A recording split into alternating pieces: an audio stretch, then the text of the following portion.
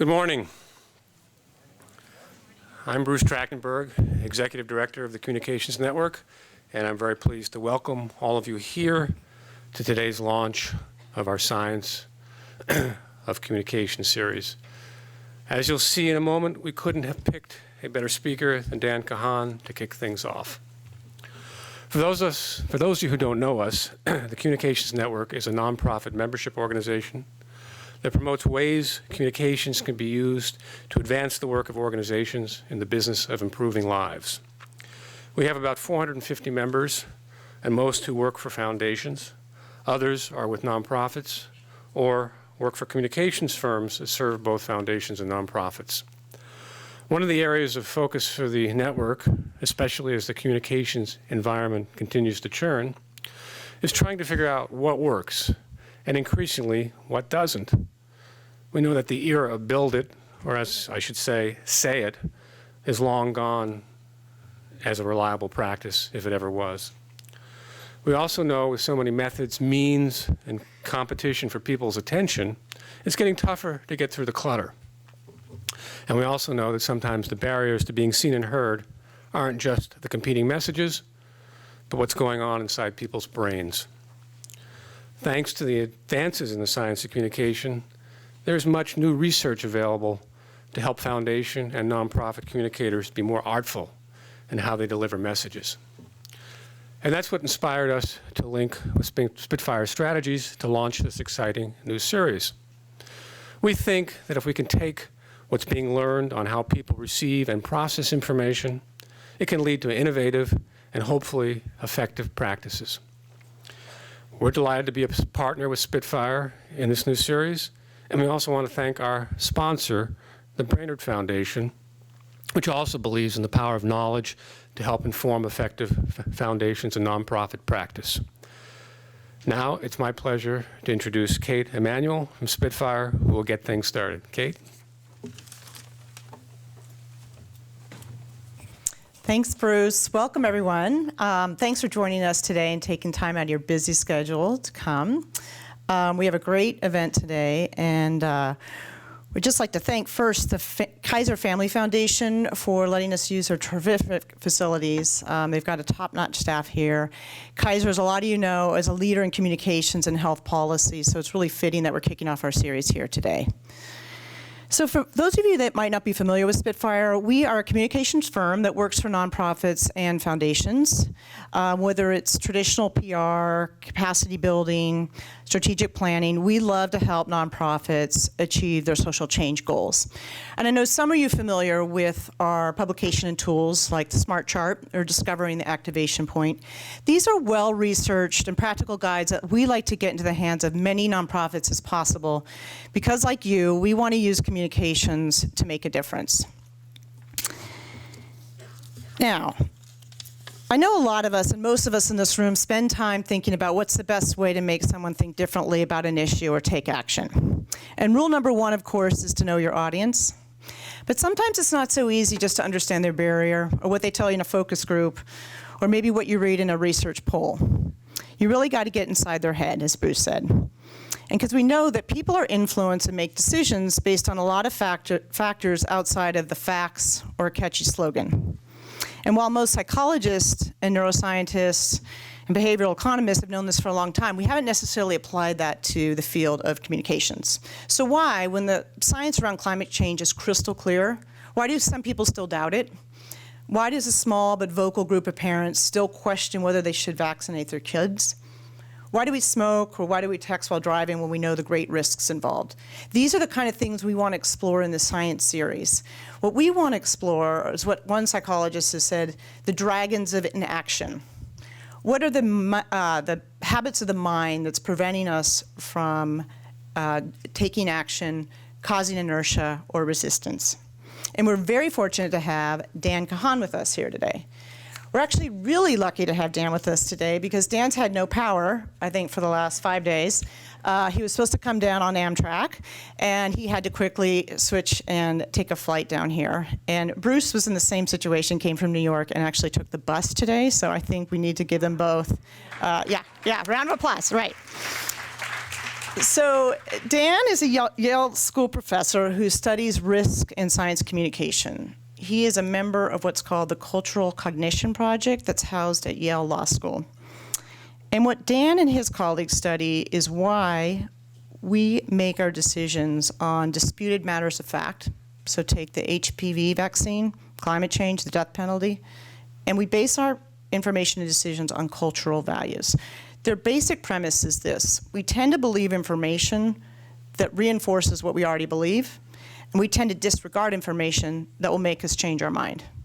Now that sounds really basic, and we all sort of know that, but it's a little more complicated, and it's sometimes maybe why communication misses the mark.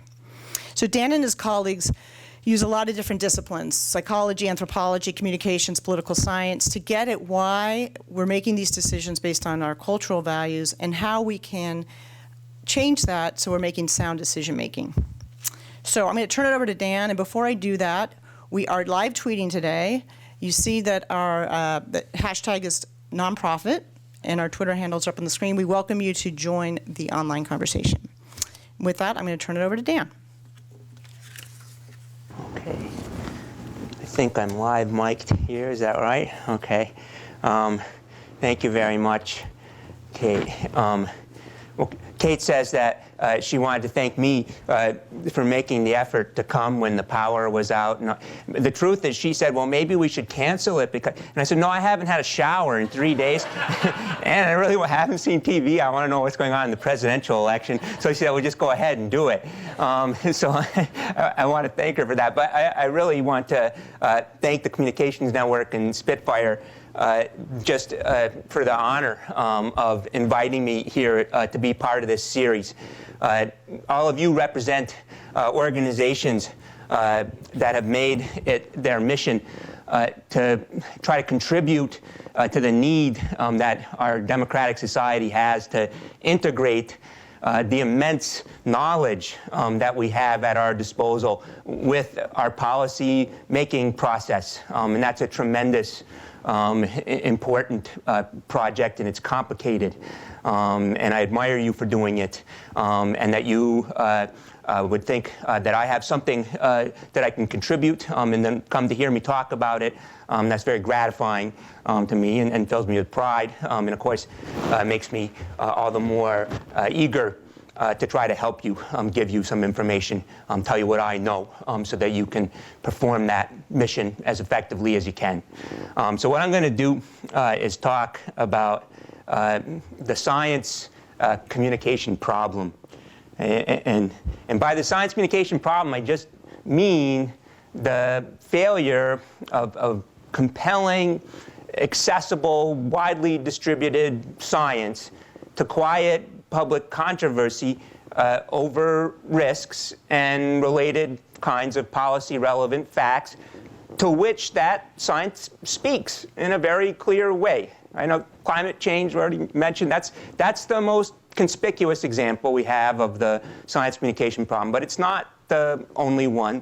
And historically, in fact, it was the science communication problem as applied to nuclear power that was the beginning of the kind of research that I do as social scientists tried to figure out why is it that there's this gap between the public understanding and the expert understandings. Why is the public in controversy where there's not the same kind of controversy in the relevant fields in science? Another conspicuous contemporary example, I think even better than any dispute about the childhood vaccinations, would be the controversy about the HPV vaccination of schoolgirls. Just rock-solid consensus among public health experts that you have to have the vaccination of girls, but now boys too, before they get to the age where they might be sexually active, to stem the transmission of this extremely common sexually communicated disease, which is probably not only the dominant cause, but the only cause of cervical cancer, but still tremendous controversy. I don't know if you can still remember when it came up in the Republican presidential debate. All right, so how to understand the science communication problem. Now, what actually makes it perplexing isn't that we don't have any idea why you see these kinds of controversies about policy-relevant or policy-relevant science. Really, so we have too many ideas. This is true for most important social problems. The number of plausible explanations is much larger than the number of explanations that are actually true. If you want to elevate the true explanations above the ranks of the merely plausible, well, then you actually have to collect evidence and try to figure out which among the various competing plausible explanations is really at work. If you don't do that, then you just have storytelling, right? And you can tell lots of stories, and there's all kinds of stories. You just look in the newspaper, all kinds of columns, people holding forth about what's going on with climate change, for example. And everything they're saying is plausible, because everything they're saying is based on actual stuff we know about human psychology. But not all those things are true. And if you don't figure out which ones of those things are true, you're not going to be able to figure out what to do, right? So what I'm going to say is we should use the tools of science, use the disciplined form of observation, measurement, and testing to try to explain what's going on with the science communication problem. I'm going to tell you about work that's been done along those lines, and then also how you can use those same methods to try to solve the problem. Right? So I'll talk about two explanations, both of which are plausible, right? But only one of which I think is well supported, and the other not so well supported. I can show you some data on those. And then I'll talk about the solution, right, to the science communication problem. So the first plausible, but I think not very good explanation, as it turns out, for the science communication problem, I call it the public irrationality thesis. And the basic idea is that you have controversies over things like climate change because there's some kind of deficit in public comprehension.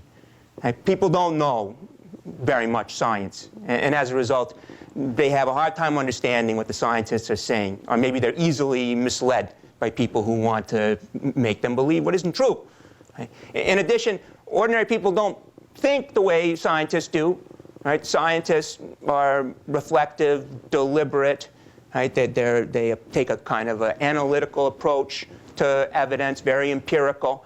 Right? That they're slow, the system 2, as Kahneman would call it, whereas ordinary people use system 1, which is rapid and intuitive, very emotional and visceral. Right? So they end up attending to risks that are very conspicuous and dramatic. Right? The airplane tail, smoke coming out of it, sticking out of a building is much more dramatic than the polar bear, right, floating away on the ice. And so you end up, if you use the fast system 1 reasoning, overestimating those risks, dramatic risks, relative to the less dramatic, but in fact more consequential ones.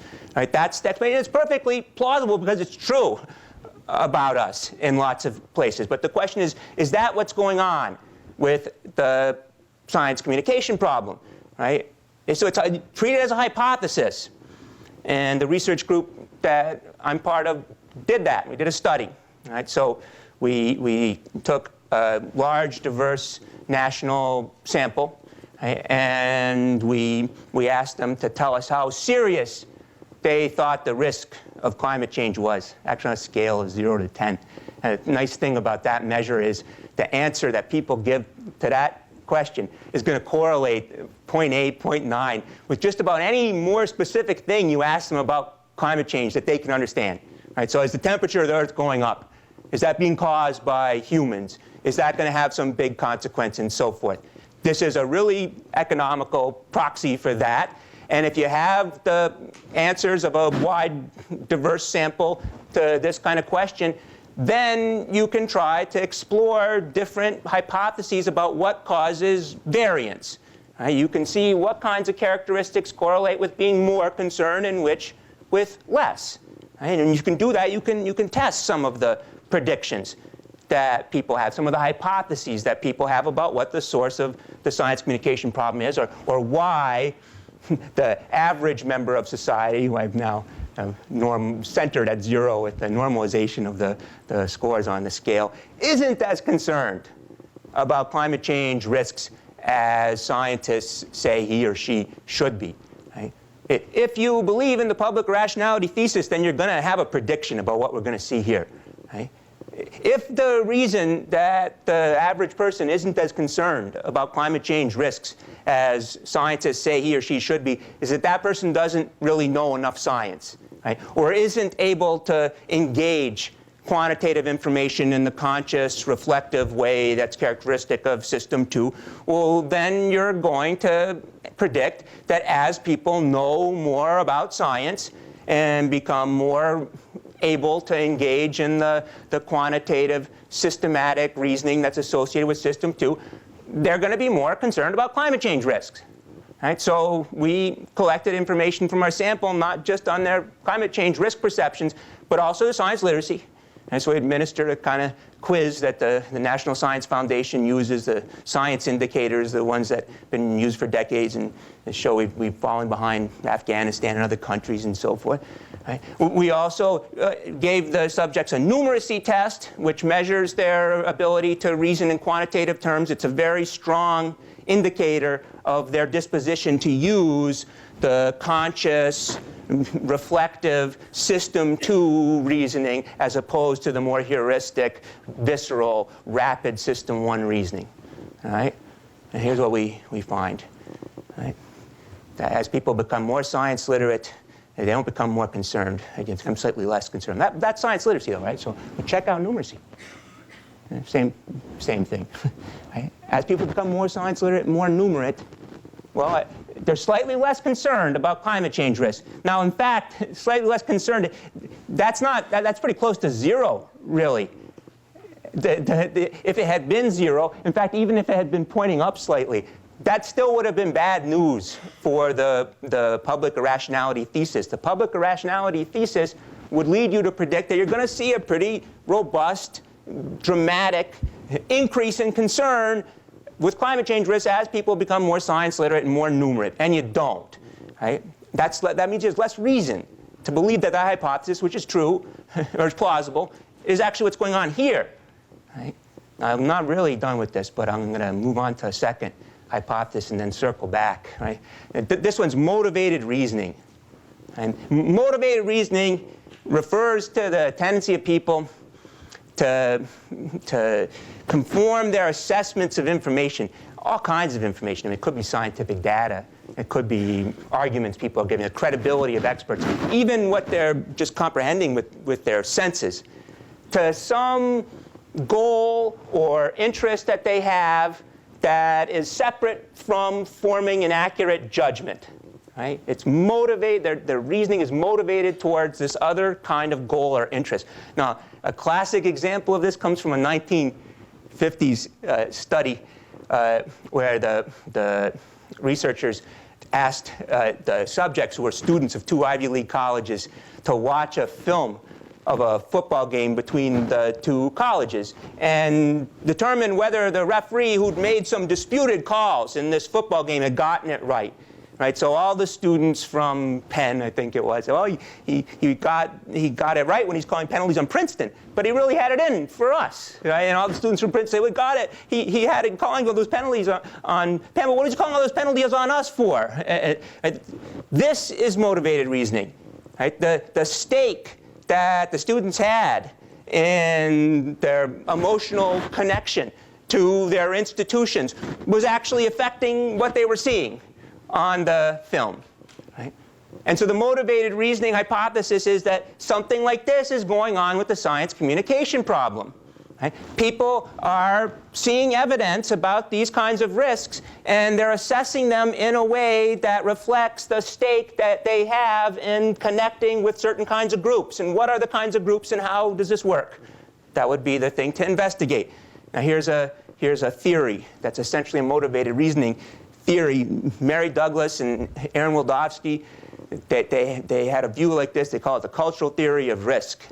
And Mary Douglas, she's deceased. She's an anthropologist. She had a framework for characterizing people's, what she called their cultural worldviews. And you just think of them as their preferences for how society or other kinds of collective undertakings should be organized, right? That would assess those preferences along two dimensions, right? One, how individualistic or communitarian are you, right? Do you think that individuals are responsible for securing the conditions of their own well-being without assistance or interference from the collective? You're more individualistic, right? If you think that the collective has responsibility to secure the conditions for individual flourishing, I'm told about 47% of the people believe that, then you're more communitarian, right? You believe there should be lots of conspicuous offices and rankings that are connected to visible characteristics of people. You're more hierarchical. You think nobody should be able to tell other people what to do based on the social roles. You're more egalitarian.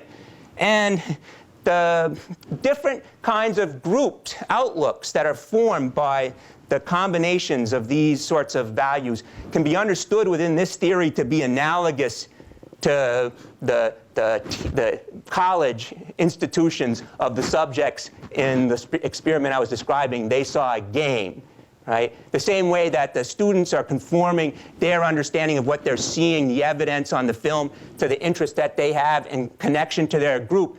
Well, Mary Douglas says we should expect people to form perceptions of risk that reflect and reinforce their connection to one or another of the different kinds of groups that hold these views.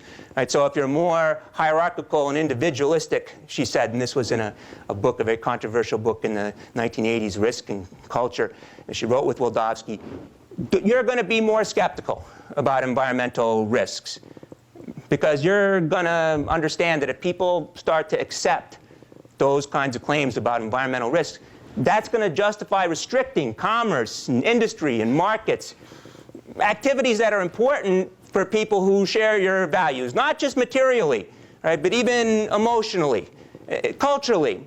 You associate those activities with human excellence, and so you have a motivation to push back against the evidence that would suggest those activities are causing harm. If you're more egalitarian and communitarian, on the other hand, well, then you're already a bit ambivalent about commerce and industry, because you understand those to be activities that generate unjust social disparities. So you're more open to evidence that those kinds of activities might in fact be causing harm that would justify placing restrictions on them. That was the story really that they told. It was a plausible conjecture. Well, in the research group that I'm a part of, we do hypothesis testing. We try to figure out, is this true? And we explore it with other hypotheses too. Who thinks that owning a gun creates risks for the family or for other people? Who thinks restrictions on being able to have a gun puts people at risk because they can't protect themselves from violent predation and so forth? Right? Other kinds of risks involving having gays in the military, or the child welfare effects of gay and lesbian parenting, various kinds of public health risks and so forth. Right? We test this conjecture. I'll give you an example of a study in which we tested it. Here the question was, how do people form their perceptions of scientific consensus, right, which is kind of right at the heart of the science communication problem? We did an experiment, right, and we say, do you think that this somebody is a knowledgeable, credible expert? Right? You think that somebody who's trying to make up their mind on an issue like global warming or nuclear power or gun control should listen to, because the person has some information that should be given weight, right, if you're trying to figure it out. And each one of them has a PhD from an elite university. One of them a really, really elite university. Right? They're all on the faculty of good universities. They're all members of the National Academy of Sciences, which is quite an honor. Right? Are these people you should listen to on these issues? Now, I pick these issues because we know that people who have cultural values like the ones that we're talking about are divided on these particular issues. So what we're doing essentially is showing them what would be evidence that, we're showing them somebody who's in a position to give them evidence on whether the position that is held within their particular group is good or bad.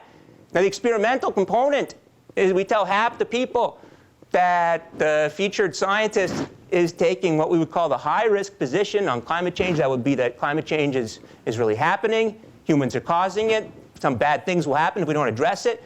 Or low risk would be, well, we're not sure yet, computer models are fallible, too early to address doing this. Right? Similarly with the nuclear waste disposal, are dangerous to put the nuclear waste in deep geologic isolation? No, very safe. Guns, it'll increase crime or accidents to allow people to carry the concealed weapons. No, it'll decrease that risk, because if everybody could be potentially carrying a weapon, then we're all in our best behavior, and not to piss anybody off and so forth. Right? And what we find then is that the answer that our subjects give to this question, is this a knowledgeable, credible expert? Somebody whose word on this should be given weight by you or by a person who is trying to figure out what the story is. The answer depends on the fit between the position that we attributed to the expert, positions that actually people like them take, and the position that is predominant within the cultural group of the subject. Right? So in all the cases in which our featured scientists took the high-risk position, right, a substantially higher likelihood, right, 72 percentage points more likely that the egalitarian communitarian would say that is an expert on climate change than somebody who is a hierarchical individualist. Right? Similarly on the nuclear power and guns. If the featured expert was shown to be saying, no, that's not, or a featured scientist, that's not a high risk, then very much higher likelihood that the hierarchical individualist would see the person as an expert, and that the egalitarian communitarian would not. Right? This is motivated cognition. Right? Like the subjects and they saw a game. Right? The subjects here are being showed evidence. Right? And there it was tape. Here it's the view of somebody who has scientific training. Right? And like the subjects, the effect they were giving to that evidence, right? Whether they say, oh, that's an expert, somebody you should listen to, or not an expert, somebody you can just ignore on this, right? Depended on the connection between that person's view and the position that would advance the position connected to the cultural group. Right? Now, here's something important. Neither of these groups is anti-science. None of them believes that we should have policies that are inconsistent with scientific consensus. They all believe that the policy that on risk that is predominantly supported within their cultural group is consistent with scientific consensus. They just disagree about what the scientific consensus is. And an experiment like this shows you how that happens. Because as they go through the world and they're exposed to information, maybe they see particular scientists, and is that an expert or not, but they see other people telling them what scientific consensus is or not. They're processing that information in a way that reinforces, well, maybe what they already believe, but the position that's consistent with the one that is predominant in their group. They're like pollsters engaged in biased sampling, so of course they find that a vast majority of experts have the position that's consistent with what they believe. And of course we should have policy that's consistent with expert consensus. But they're radically polarized on what the facts are and on what the expert consensus is on these issues. Neither one of them is any better, really, than any of the others in figuring out what it is. The group that's right, I guess, will use the National Academy of Sciences expert consensus reports as our benchmark on climate change is more likely to be wrong on nuclear power. And they're both wrong on the guns. The National Academy of Sciences says you just can't tell from the evidence. It's just inconclusive. The models that are used, econometric models, too fragile to say one way or the other whether allowing people to carry concealed weapons increases or decreases crime. But they all have a position on this one way or the other. Right? Now, one thing they agree about, that what's been happening with local weather recently is a good evidence of whether we're having climate change. Right? But what predicts their perceptions of what the local weather has been like recently is not the weather in their communities. Right? This is a paper by one of my, well, it was a collaborator, co-author on the one I just showed you on scientific consensus. And what it finds is that people who are more egalitarian perceive that it's been much warmer in their communities. Right? And people who are more hierarchical individuals, no, not much warmer. Right? Controlling for what the weather has been. Right? So here is how ingrained this sensibility is. right? You could be watching a tape and picking out the information that supports your group, or you could just be feeling the temperature, right? And so you can actually lower your air conditioning bills next summer. You can just tell yourself, well, it really is the case that the death penalty deters, because then you'll see more. You'll think also it's also cool here because that's the cultural view that goes with that, and so forth. Right? Now you might think, well, but won't something like Sandy, get the point home? Won't people now connect the dots? Right? And I guess, well, where are they looking for these dots? I mean, I think that what the message they'll get on what the connection is a lot less clear than the message. Their team says this about Sandy. Our team says that. And if these are people who are processing the information that way, well, would you expect them then to form consistent views on what to make of this, if that's the way that they're approaching this? Right? Now, I want to go back to this study and tell you a little bit more about it if I have time. In this study, too, we looked at the impact of the science literacy and numeracy on people's perceptions of climate change risk. Now, we also collected the information on what the cultural outlooks of the subjects were. And, of course, there's a big effect there, which we already anticipated would happen. But we want to know what the relationship is between the motivated reasoning that's driven by the stake people have in connecting to their cultural group and science literacy and numeracy. If you just look at this, it might not, on its face, be inconsistent with the public irrationality thesis. You might think that people who know a lot of science or who are good at handling quantitative information, they'll go with the evidence. It's the other people who have to go with their gut, which is filled with crap, like what do people like me believe and so forth, right? In other words, you might think that the influence of culture is kind of a heuristic substitute for having the science comprehension, let's call it.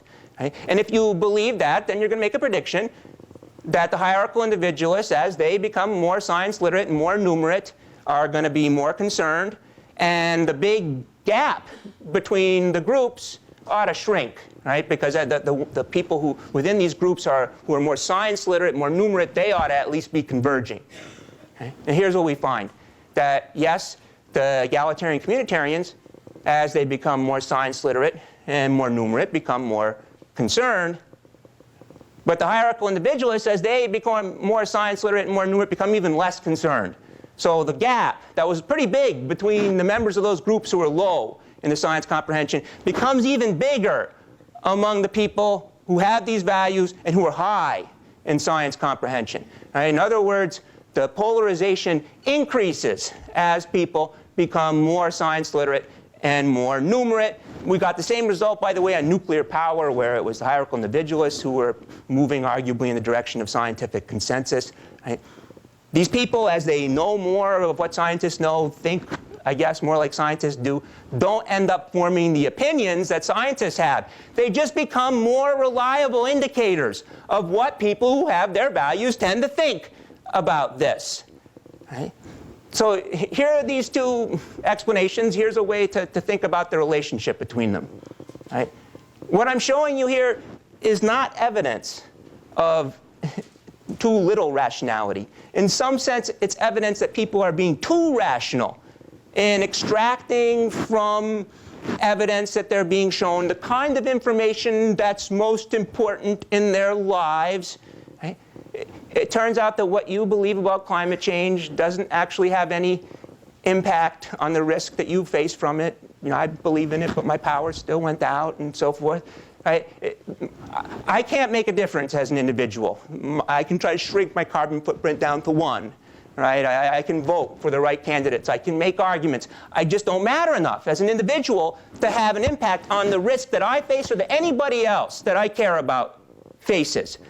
If I make a mistake then about the science, well, nothing I do based on that mistake is going to make things better or worse. Now, if I make a mistake about what position to have relative to other people in my cultural group, that could be a disaster. If I go back to New Haven with a sign that says, hey, it's a hoax, everybody, and I'm marching around campus, that's not going to be good for me, even though I have tenure.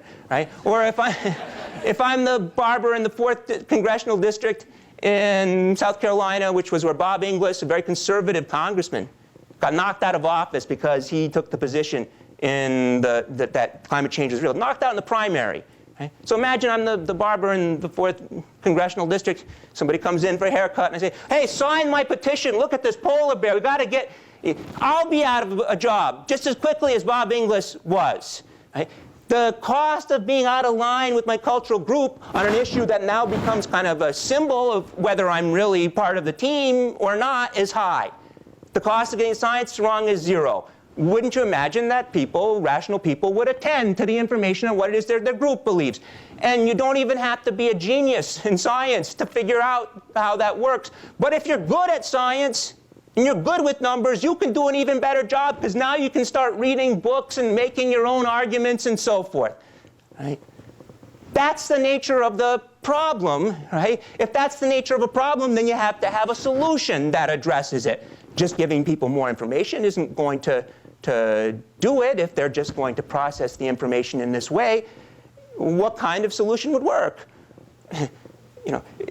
It's in the interest of people to fit their positions to their group values, even though that's not very good for their communities, because their communities are less likely to converge on the best information. You want to dissolve that tension. You want to create conditions in which people don't feel that they are choosing between accepting any position on a policy fact that can be addressed by science and who they are. Right? Remove the meanings that connect a position on that issue to being a member of this or that team. And at this point you say to me, how do we do that? Okay, we're ready for that. I say, I'm not going to tell you, what you should do. But I'm going to tell you the only way how to do it, which is with evidence-based science communication research.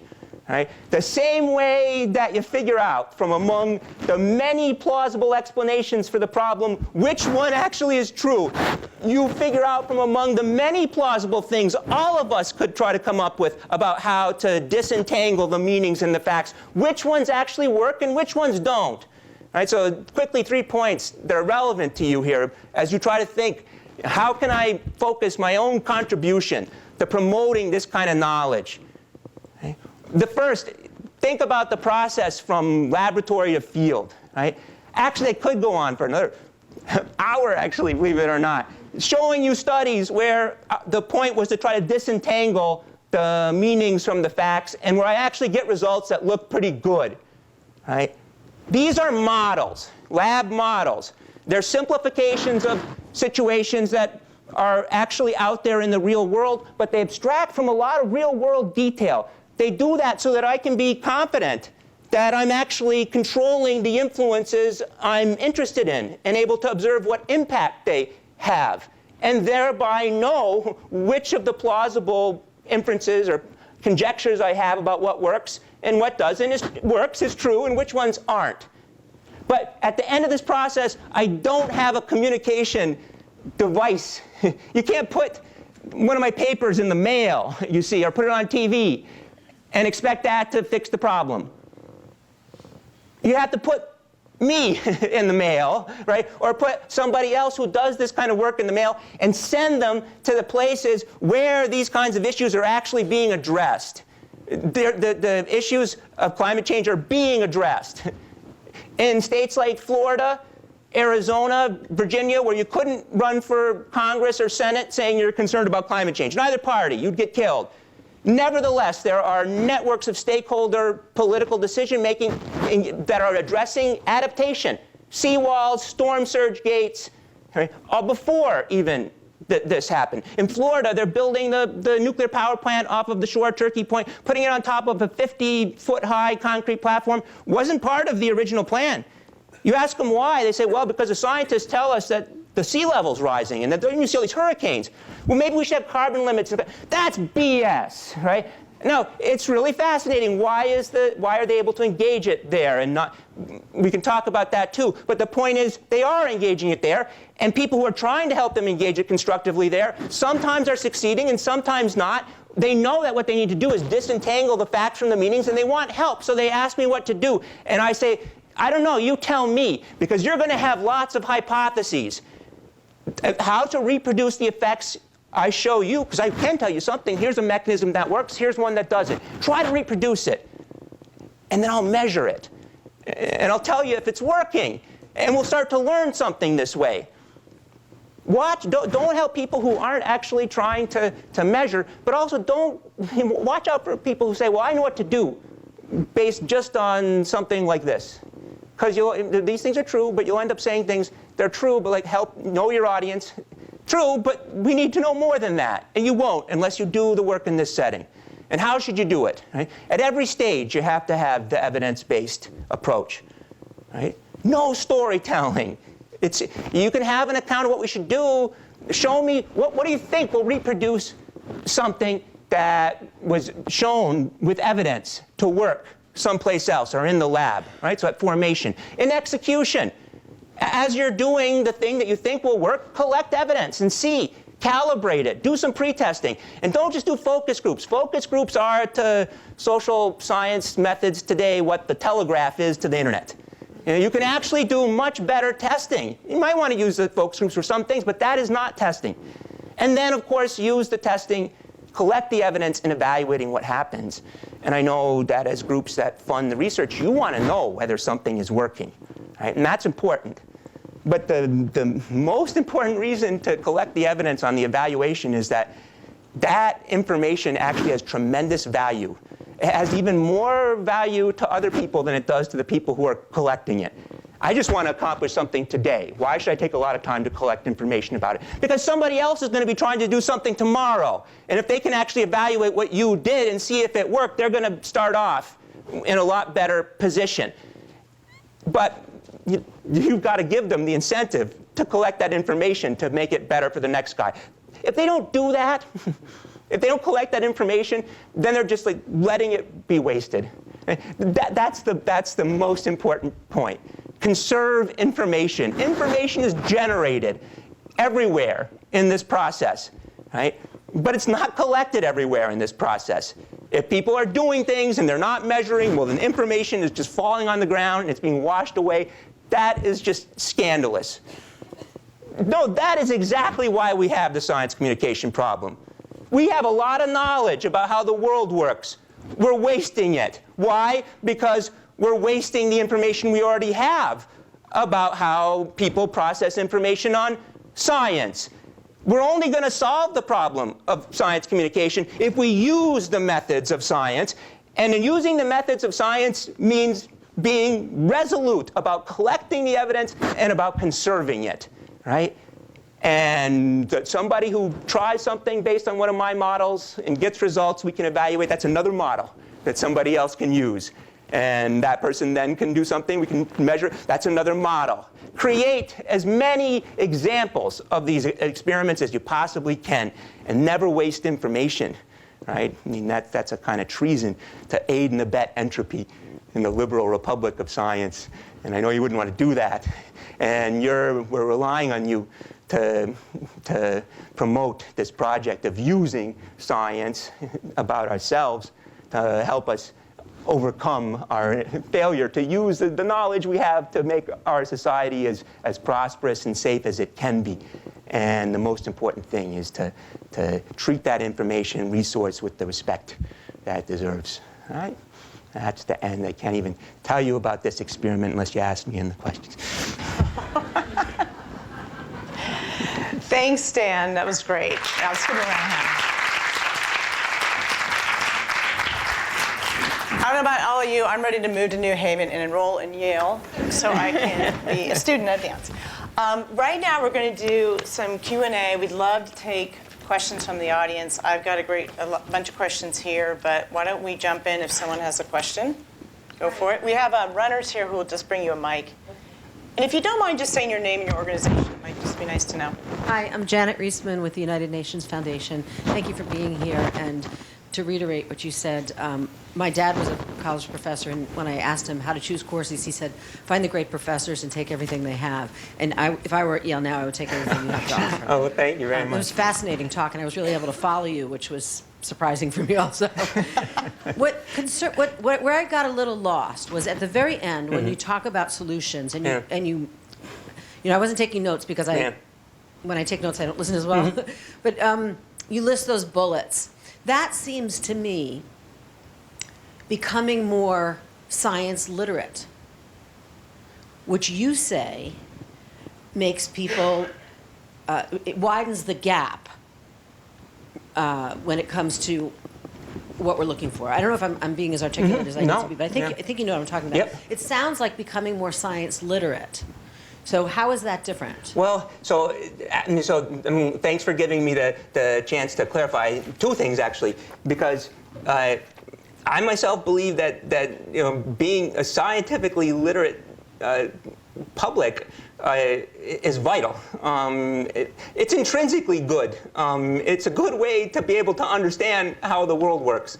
And it is the case that if people are more scientifically literate, they're going to do better in their personal lives, and we're going to do better collectively. The kinds of things that I'm talking about are really anomalies. The number of issues on which we have this kind of conflict relative to the ones where we don't is tiny.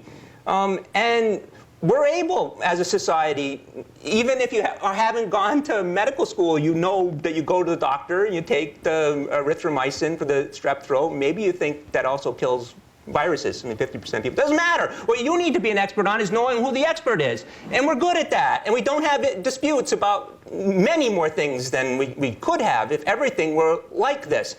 But you want to have science literacy. What you want to do is remove the conditions that interfere with the processes that people of varying degrees of science literacy use normally with good reliability to know what is known by science. Now, that problem I'm describing that's interfering with that is something that needs to be investigated scientifically. And so what I was describing with the bullets was really a kind of, well, a protocol. Really, you could think about if you're trying to identify what kinds of programs are likely to make a good contribution to enhancing our knowledge of how to solve that sort of problem. Right? But also a philosophy about how the people who are committed to solving that problem should go about what they're doing. Really, this isn't that different from what happened with medicine in the late 19th, early 20th century, where it became evidence-based. I mean, there actually was scientific knowledge, but people weren't in the business. They didn't systematically collect their knowledge and share it. And all of a sudden, you got the New England Journal of Medicine, and people at first are just talking about case studies and so forth. But all of a sudden, you're systematic within a kind of profession about how you use information. And I think science communicators have to start actually using science in their methods and contribute to the scientific knowledge creation process.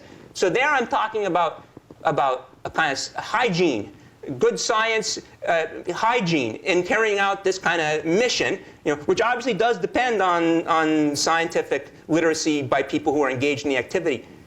So the science of science communication isn't just one thing, too. It's probably 6. Plus or minus 2, and one of them is how do you train people who are professionals to make these kinds of decisions better. So, I don't want to slight that.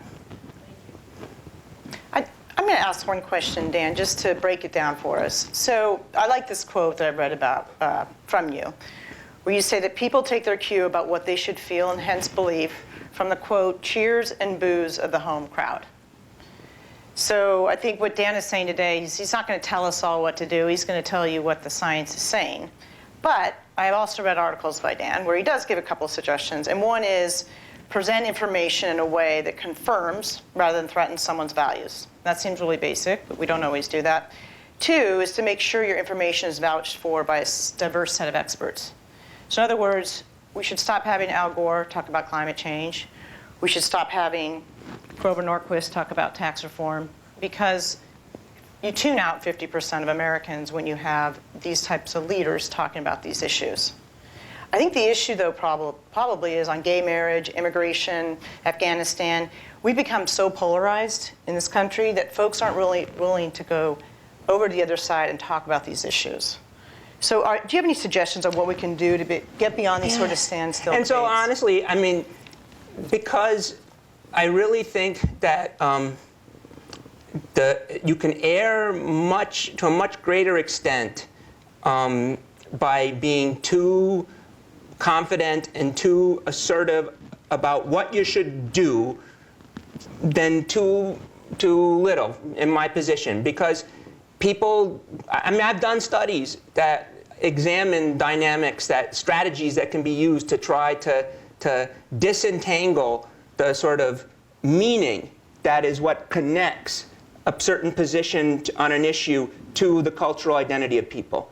Right? And it's not confirmation bias. So if you use the right strategy, for example, if we show people who are looking at a study on climate change that says, carbon emissions are much kind of stickier, the dissipation rate is much slower than people thought, and therefore, even if we put in the limits, graduated way and cap it off at 450 to 600 parts per million, well, we're actually still not going to do very well, because there'll still be too much carbon hanging around. It sounds really bad.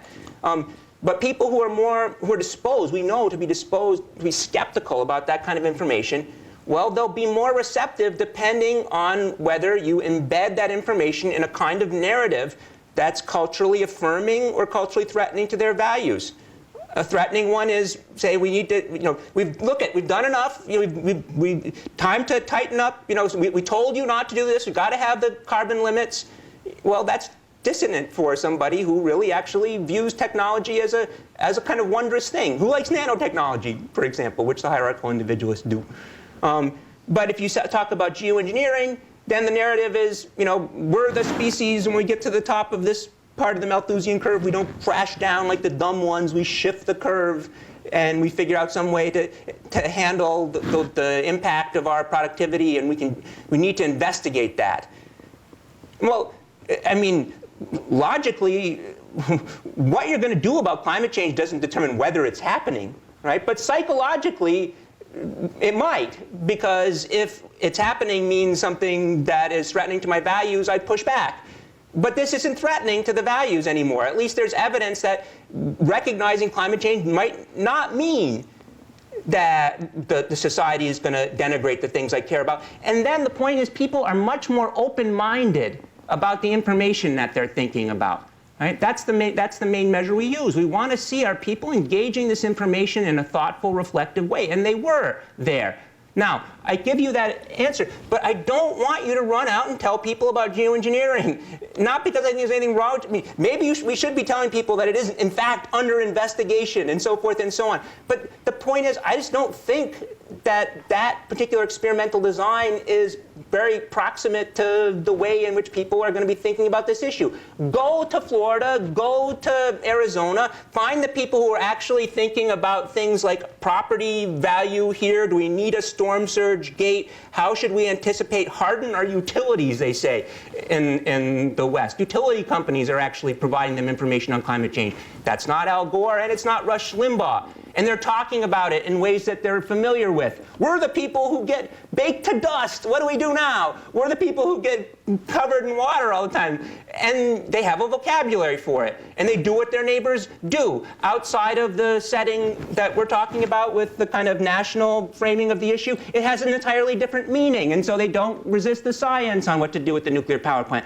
Now, what I'm telling you is, go to these places and try to reproduce these kinds of dynamics that I'm talking about. And yes, find messengers. But if I just write an op-ed that says, find congenial messengers, first of all, I'm telling you something obvious. Second of all, I'm telling you something that isn't right.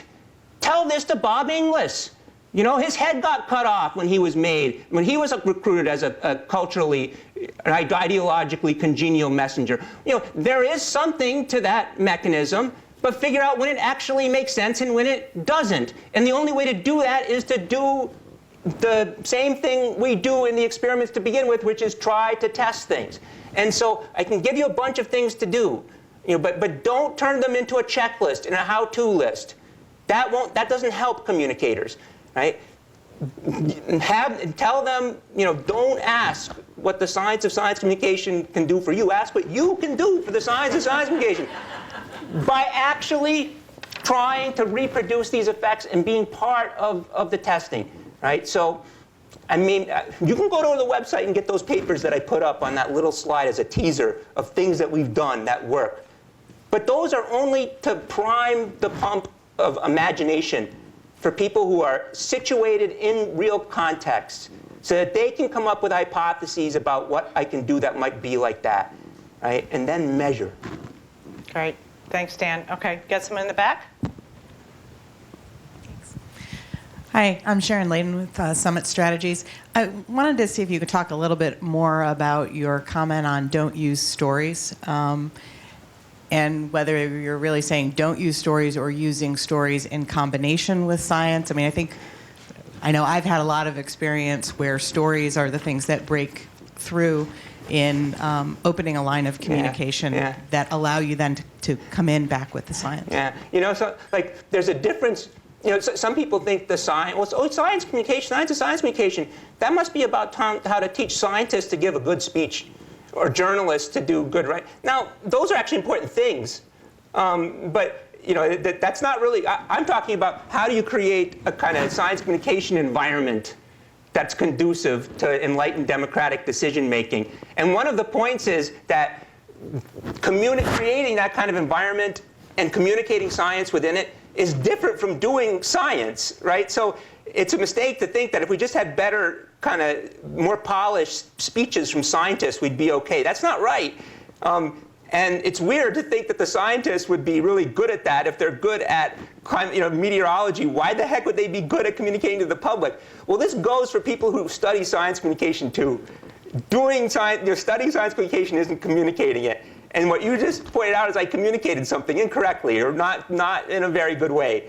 The stories I'm against are the ones that people who, many of them sadly are even academics, tell about how to address problems that, but also many other people, in op-ed columns. Just read whatever, read Tipping Point, read whatever's on the New York Times, and you can come up with great stories because they're filled with templates, and you tell these stories about what to do. They're going to be plausible, but those are just so stories. And if we get seduced by the attractiveness of those, then we actually never figure out which of all those plausible stories is actually correct. And we therefore don't know what to do. That's the kind of thing that bothers me. Storytelling by people who treat the mechanisms known to decision science in a kind of grab bag fashion. Storytelling as a means of communication is vital. People process information in a narrative fashion. They think about the characters involved. There are good people and bad people. They know about them. That there are important dramas in life that they can understand. There are outcomes that are sensible to them. And if you're not presenting the information in a way that fits that, they're not going to understand. The one thing I would add from our research, because we have done some things like this, is that the kinds of narratives that people have vary across these cultural groups. And so the kind of person who's a hero and the kind of person who's a villain might be one thing for this group and another thing for that one. The kind of drama, they might invert the significance of those. And so then you want to do testing on, well, I've done a study where I use narratives to produce these, but my narrative wasn't something to send in the mail to them. It was a way to show you how you might approach systematically exactly your point, that we might be able to use narrative framing to promote this. And now you can test the kinds of stories you had in mind and see if they're having the kinds of effect. Well, with whom? You got to know your audience? Well, let's figure out who your audience really is and what it is you have to know about them, right? Exactly that kind of thing. But you're absolutely right. Narrative framing is essential for this. Thanks. Dan, for a minute, I thought you were saying storytelling was the wrong way to go, which would send panic in this room. I'm so glad that you were able to fix that. No, actually, and what we found, just a quick aside, we're doing some work with the Cerdna Foundation on the green economy and the clean economy, and what we found is folks are more likely to believe about green jobs if they see it locally. So we are looking at local stories. Yeah. But you've talked about going local and bringing your empirical toolkit. So in other words, you should exploit local decision-making settings to promote more open-minded dialogues. Mm-hmm. Because you see people as members of the same team are more likely to have more consensus. Is that true? So what do you mean by that? Go local. I think this is really a point about climate change. I'm sure it generalizes. And can you talk about another issue like immigration or gay marriage? I'll make one. Here's the point with HPV. people are responding to the HPV vaccine in ways that are similar to what we see with the climate change. I can show you experiments like that. And what they're behaving like essentially are fans, responding to the cheers of the crowd, and so forth. But in fact, that's not how they want to approach the issue. Sometimes you are a fan, right? And it's not wrong to have that kind of collaboration. It suits your purposes. It would be a dumb fan if you went to the Yale Bowl and you stood up and said, hey, everybody, our guy really was out of bounds. Stop it. Next year we'll do better. Your life wouldn't go very well. But if you're the referee, 10 years later and somebody says, hey, everybody makes mistakes, but we can see you're benefiting your alma mater, that's not suiting your purposes. You're surprised and disturbed. You want to know what you can do about it. I don't think when people are getting information about HPV vaccines for their daughters that they're trying to figure out whether the Yankees or Red Sox are for HPV vaccine. And I think they would be really disturbed and distressed to think that when they're trying to make a decision about the health of their daughter, they're in an environment where they're behaving in a way that is equivalent to somebody who is a fan. And they resent that. And so you should try to avoid having them be in a position where they're going to encounter information like that. But one thing that's nice is I am going to encounter them. You will. Somebody will. In their guise as a parent. Because that's one of the ways in which they think about their role in their relationship to the information. This is my doctor. Tell me what to do. And when they think that way, they're not thinking as much as members of the team. Climate change is harder. As I pointed out, it doesn't matter what you do. I can't appeal to you to try to reduce your risk from the carbon emissions. Now, if I go to the local area, though, you're a taxpayer. You're somebody, a property owner in Florida. You're somebody who needs resources. And you see that there's decision-making happening right down the street, because even the Tea Party governor of Florida has organized all of these initiatives to determine how we're going to change our impact plans to address the rising sea level. And your neighbor is telling you this there, right? It's a different meaning. You're approaching people in a different kind of frame of mind. We are all on the same team. The people who get submerged in water, the people who get baked in the dust. It's a much more hospitable science communication environment because it's not pervaded with the kinds of meanings that make people think of it in us-them terms. And so, you can generalize from this. Try to find the place for engagement where people will think about the information from within the perspective of a role most conducive to open-mindedness.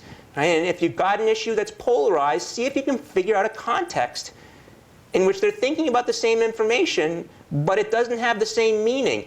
And don't go and tell them they have to cry uncle by saying, no, you have to say it's climate change now. That's really not necessary or helpful, right? In fact, try to contain the issue. Don't have that virus of the polarization spread into it. Right. Hi, I'm Mary Liz Burns. I work for AARP. A really fascinating conversation. And I'm thinking about what are the intersections the science of communication can tell us with the dissemination of the information. So we're getting much more fragmented. Channels are going across. People who believe one ideology over another choose specific channels. Yeah. What does that tell us about the future going forward? And then for organizations like us who have our own channels, how do we think about using our own channels in a way that impacts what the future may look like? Yeah. Well, I mean, and now see, this is clearly true. People will engage in biased search as well as biased assimilation of the information, right? So people are much more likely, now maybe they just are more likely to be getting information from people like them, and if they happen to be in their group, they already believe a lot of stuff, then the information search strategy, as it were, is putting them in touch with that.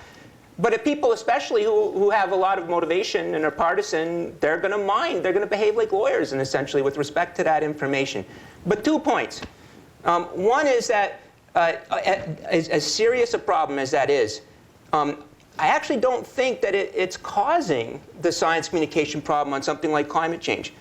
Because in our study, for example, where we're showing them the experts, well, those people are misleading themselves. right? They're the ones, without any misinformation, if you played this out where they went through life engaged in that kind of biased sampling, they would end up polarized. I can show you experiments where I give people information on nanotechnology. They've never even heard of it before, and they end up polarized. Or I can give you information on HPV, and they end up polarized. Now, something made them become that way. But once they become that way, they will misinform themselves, and they'll have an appetite to be misinformed. It's not a credulous public being bombarded by these external forces. It's a motivated public that actually creates the opportunity for people who want to mislead them and make it a profitable thing to do. There are plenty of people out there who like to mislead them on pasteurized milk, but no one's listening. If the public is motivated, then that's going to generate the misinformation. And so you don't want them to be that way in the first place. And how did that happen? Well, through information, but probably not necessarily just through misinformation about facts. And maybe some strategic behavior, some misadventure, and so forth and so on. So I think that that's important, but I don't think it's really what's driving this. And I'll say another thing. Most people don't expose themselves to Fox News or MSNBC. At the same time, people, some people are watching Rachel Maddow and others are watching O'Reilly. 10 times as many people are watching America's Funniest Pet Videos, right?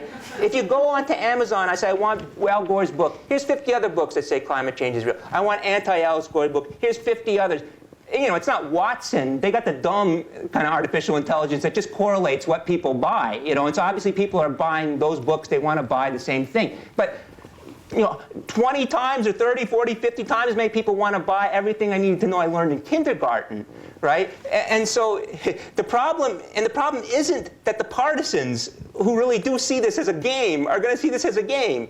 The problem is that ordinary people are living in an environment where even they, as they flip through the channels, get bombarded with this us versus them signal, right? And so I think focusing on that achieves a lot of good. And then we think about these other dynamics. But I don't think those other dynamics are driving it necessarily.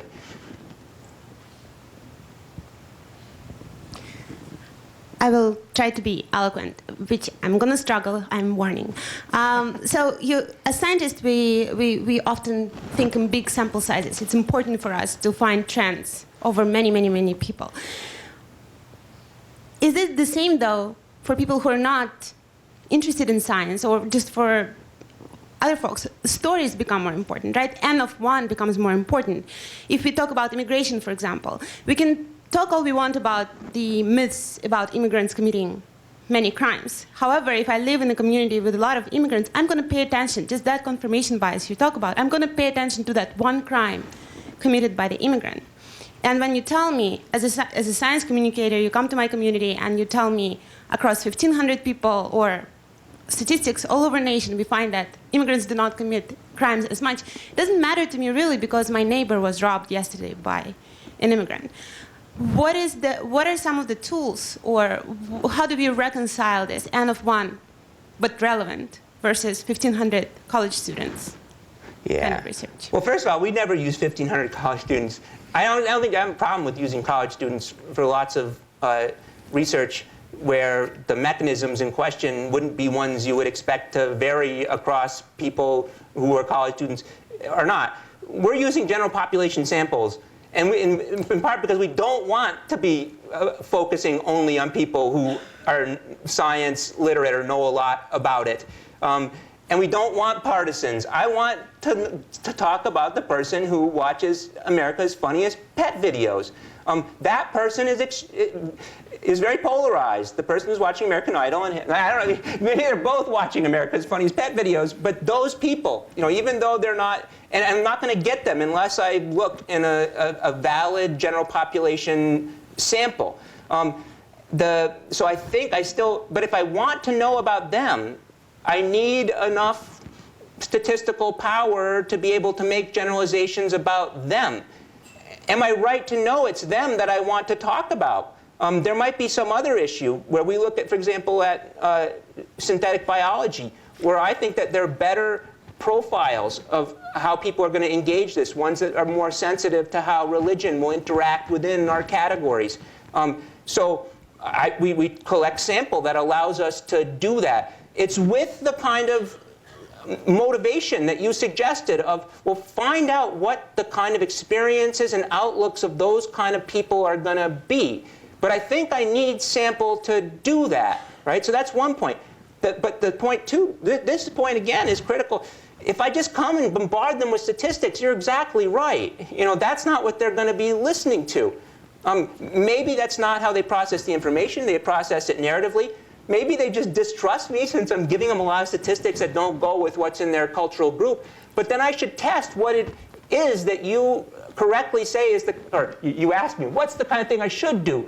I'm going to say, you tell me if you're working on it. But then we'll test with enough sample whether the kind of mode of presentation, and maybe it's a narrative. I've done some of this on gay and lesbian parenting. That will make them actually be, pause and reflect on something that otherwise they would have just pushed back on. Yes. Oh, well, let's do Larry, then we'll do Kristen. Larry. Hi, Larry Swader from the National Campaign to Prevent Teen and Unplanned Pregnancy. When you talk about evidence-based approach, it makes me think about a human-centered approach, one where you're actually going and finding out what motivates, what the group that you're trying to affect is thinking about. I wonder if you could speak to the solutions that often come from that approach, because I think that they can be controversial. Because if you then speak the language that's being spoken by the people whose minds you're trying to change, it means you have to come from their angle. And if you're coming from their angle, you may have to repeat some of what they're saying, or at least acknowledge it, which can be kind of like taking the other side on occasion in order to get them to see another point of view. And I was just wondering if you might speak to that a little. Yeah. No, I think that's a really good point. For one point, again, just to kind of add some qualification and detail, the kinds of methods I'm talking about are diverse. And we use certain kinds of methods in the studies that we have been doing that actually, I think, would have a role in many of the kind of local science, evidence-based communication engagements.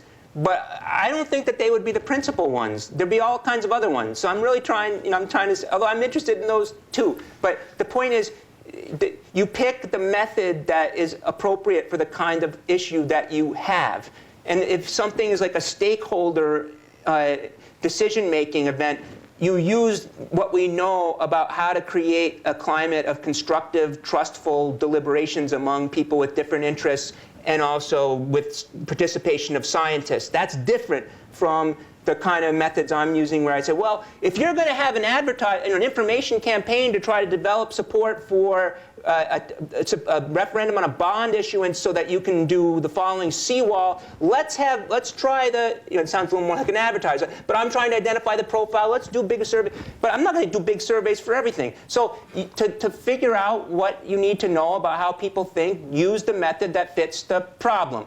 And any way you do that is going to involve you in the kind of ethical issue that you talked about. And I just think you have to think about it ethically. And I would think about it myself this way. I'm interested in being involved in promoting constructive public engagement with valid science in decision-making focused on adaptation. Now, I don't have a policy stake in what people do. Myself, I don't have a position. I don't even know what the positions might be in these communities. But if I'm going to be of value to somebody in those kinds of settings, they're going to have a position. And the only reason that they're going to want to have help from me is because they're trying to advance my position.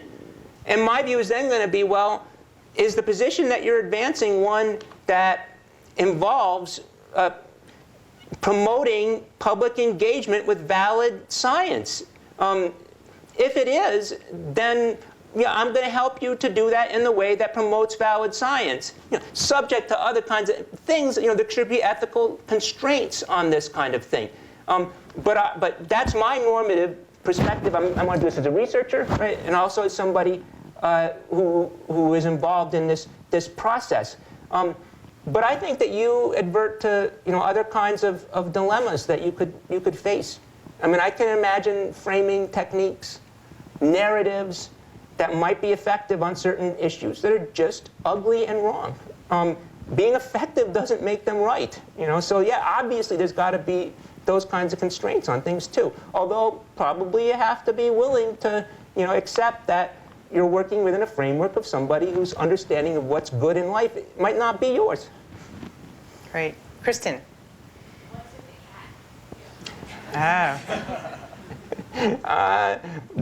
That's Ann Richards the cat. And she's an original member of the Cultural Cognition Project. And her main function is to erase data. But because she's around, it helps teach us to be on our toes, to always protect the data. So she's just a good cat. There's also a dog, Toby. There's some other animals. Great. We have time for about 2 more questions. I have one for Dan. All right, I'm going to jump in here. So Dan, since you're our first speaker for this series, can you give us a sense of some other impacts or psychological quirks we all use we should know about? So people want immediate gratification.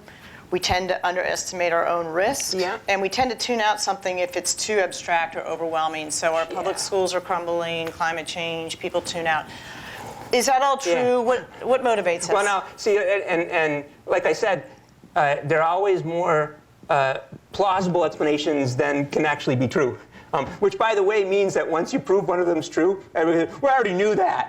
Yeah, you knew that, but you also knew something else that wasn't right. That tends to happen. And on the climate change, I think the idea that, well, what's going on is that these risks are too remote and abstract and so forth, that might be true, but it's not really so consequential in the kind of polarization we see. And in fact, the kind of people who are predisposed to worry about climate change, for them, it's more scary than terrorism. And they probably are able to conjure very scary images, or at least things that are very compelling to them, and so forth, right? Now, but there are lots of risks for which that dynamic is the proximate one. And as I said, science communication is not one thing. It's 7 or 8, or I hope it's not 11, but it's more than one thing. And the kind of thing I'm talking about, which is really, I would say, how do you create a science communication environment that is free from the kinds of really toxic meanings that disable that faculty people use to figure out reliably what's known about what. Those aren't the kinds of things that you're going to do if you're talking to, say, somebody about maybe a personal health decision, or they might not be. There, maybe the point about the remoteness is very important, and how do you make it concrete? But in any case, it is the case that people engage quantitative, numeric information in ways that demand appropriate framing, tailoring of the information so that they get the meaning that, in fact, is essential to the kind of decision-making that they have in mind. It might be using the narrative, right? But it also might be that there are certain ways to represent probabilistic information that work a lot better with them. And so you should use, avail yourself of all the knowledge that there is on those kinds of things. Certainly the difficulty that people have dealing with conditional probabilities and base rates, very serious kinds of things, especially for financial planning and medical decision making. There are tendencies to do things like reduce small risks to 0, right? And there are problems where people will over-attend to dramatic risks, a kind of availability effect. There is there are lots of these things. And the point is not to use the mechanisms to kind of construct stories. It's to have them available as sources of hypotheses to try to figure out what in this particular setting is going on, right? And I'm not going to tell you, oh, cultural cognition is a theory of everything. It is a good theory, a helpful explanation that does some work in this area. And it actually says some of the things that people emphasize aren't as important in this area. But it doesn't say that those things aren't important or don't exist. It doesn't say it's the thing to focus on in lots of other kinds of decision-making contexts, especially personal ones that involve things like your own future. Great.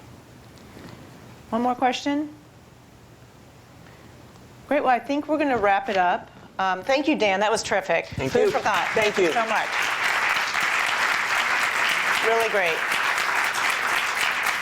I'd like to thank Bruce and the Communication Network for sponsoring this series with us, and give one more shout out to the Brainerd Foundation that helped make this series possible.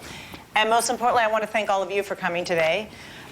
Stay tuned. Our next event will be in January in New York, the date to be determined, but we will let you know since you've all signed up. We also would love to get your feedback about today's event or topics you'd like us to explore for this series. We've set up an email, science@spitfirestrategies.com. Happy Friday and have a great weekend. Thanks again.